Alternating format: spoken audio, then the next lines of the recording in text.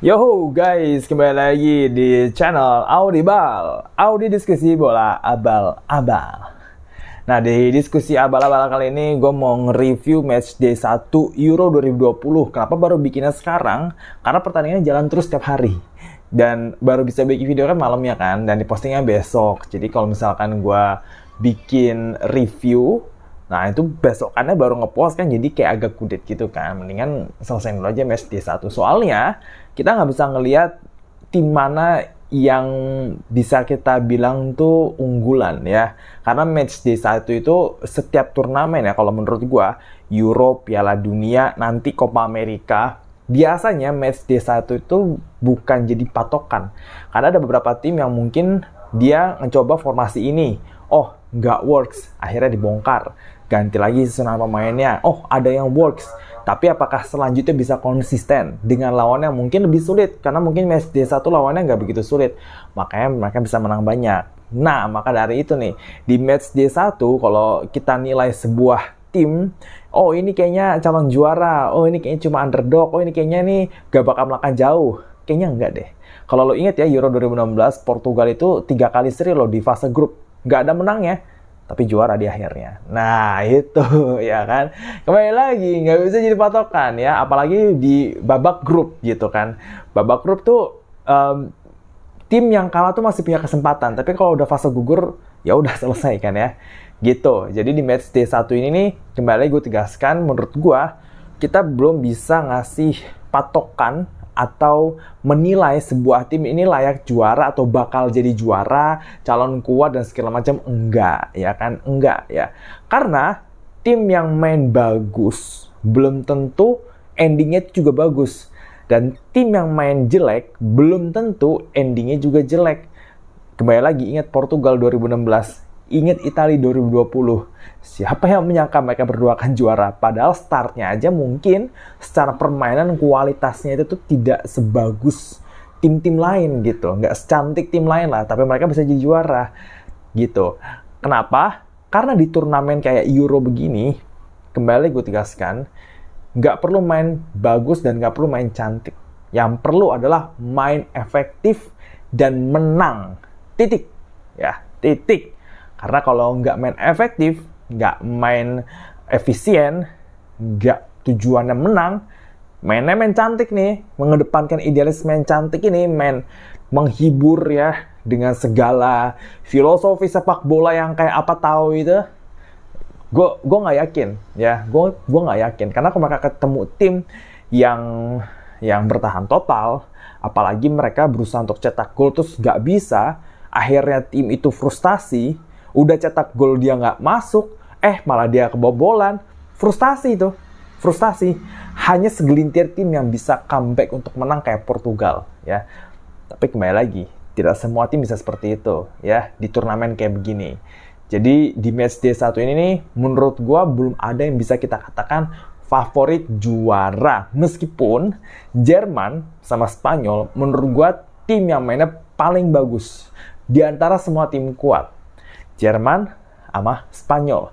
Jerman ya mungkin karena kualitas lawannya ini Skotlandia ya. Jadi Skotlandia ini belum bisa jadi patokan karena menurut gue Skotlandia ini nggak akan kemana-mana. Apalagi pelatihnya Steve Clarke.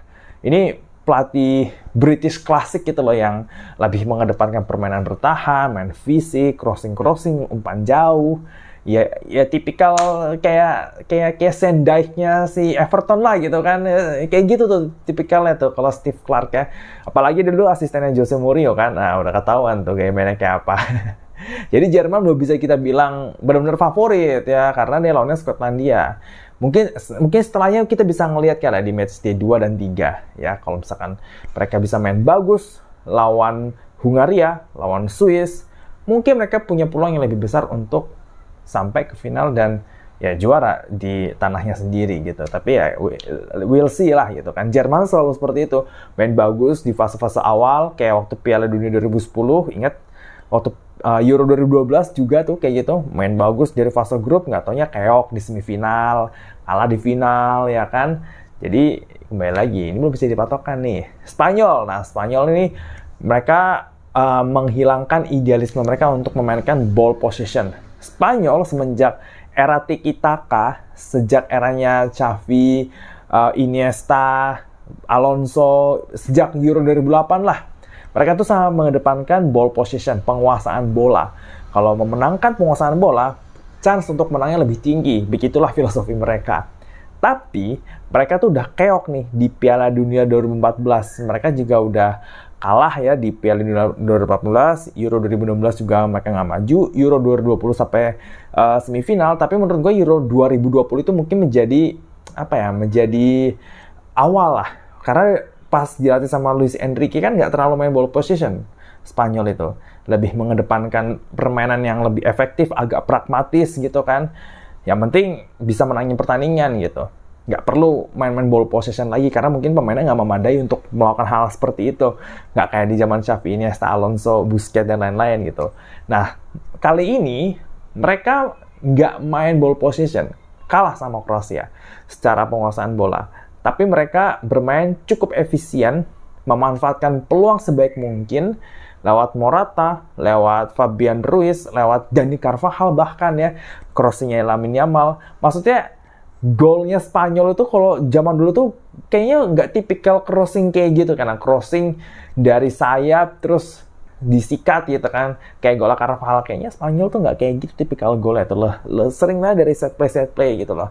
Tapi ya gitu, mereka menghilangkan idealisme mereka, dan menurut gue di bawah Luis de la Fuente, timnas Spanyol punya masa depan ya kalau menurut gue.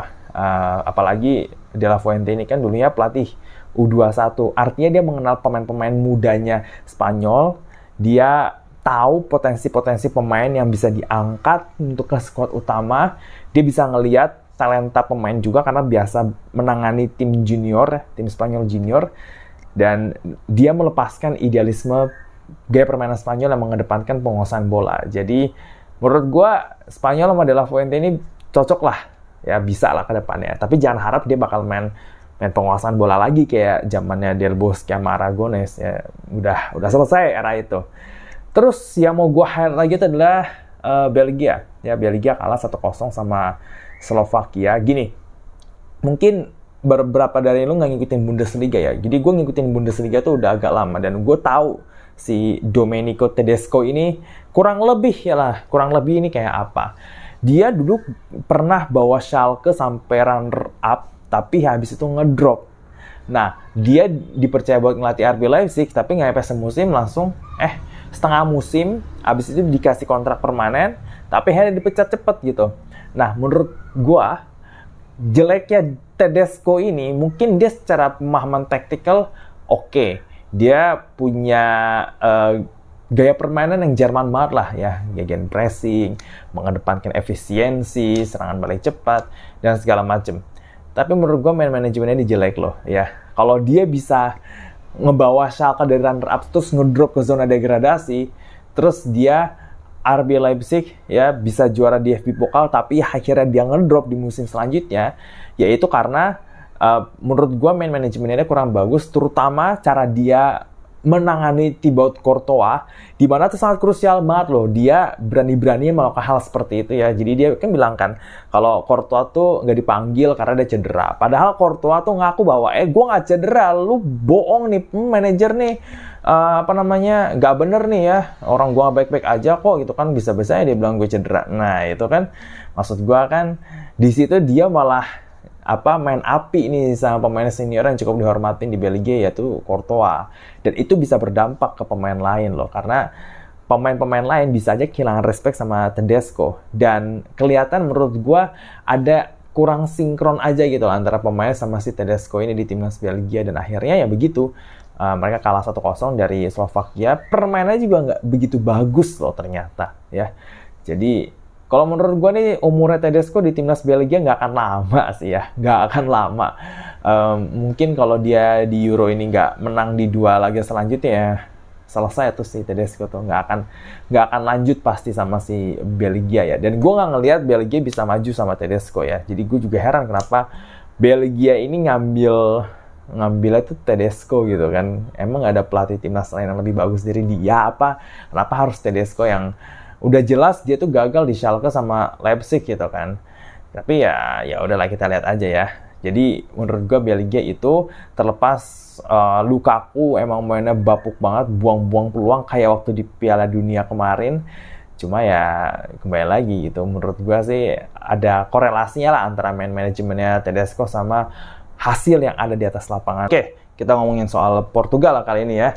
Jadi Portugal itu menang 2-1 lawan Republik Ceko. Tapi kelihatan banget ya, Portugal ini terlalu mengincar Ronaldo. Dan Ronaldo sendiri tuh nggak pintar nyari posisi. Karena dia selalu minta di crossing. Jadi dia bukan mendekat ke pemain yang bawa bola. Misalkan si Leo bawa bola di kiri. Nah, Ronaldo tuh menjauh dia ke sisi kanan. Nah, masalahnya dia itu sering banget posisinya tuh melewati kiper. Jadi kipernya tuh udah ada di sini nih. Ini Ronaldo. Nah, kalau kayak gini kan kipernya bisa nangkep crossingnya gitu. Atau dia ada di belakang defender. Ya, kalau crossing sejauh itu, ya kan, defendernya itu bisa nyundul keluar bolanya gitu kan. Tapi dia nggak coba untuk mendekati pemain yang bawa bola, atau nggak dia bikin koordinasi lah sama gelandangnya gitu kan, lebih mobile, atau dia yang create itu.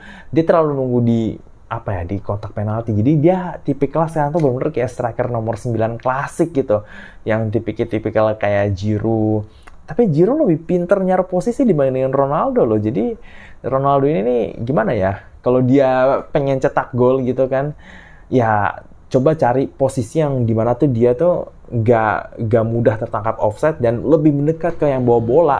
Jangan dia berdiri terlalu ke belakang defender, dia dijaga dua begini sama back, dan dia di tengah-tengah sini gitu kan. Ya kalau dia di crossing, ya back yang ini bisa ngambil, kalau nggak back yang belakangnya dia tuh bisa ganggu dia untuk lompat, atau nggak kipernya maju untuk nangkep bolanya gitu kan. Kalau misalkan dia lebih dekat ke pemain yang bawa bola kan, serangan Portugal jadi nggak mandek gitu loh.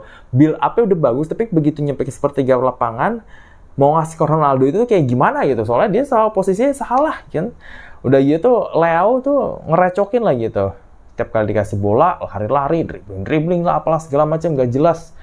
Ya mandek gitu kan, harusnya bisa muterin bola lagi, bikin koordinasi, bikin kombinasi sama pemain-pemain lain, kayak sama Vitinha, atau sama Bernardo Silva, atau sama Bruno, atau sama Ronaldo bahkan. Tapi ini enggak ya kan, tiap kali bawa bola, digiring lagi ke kiri gitu kan. Pengen banget crossing dari situ.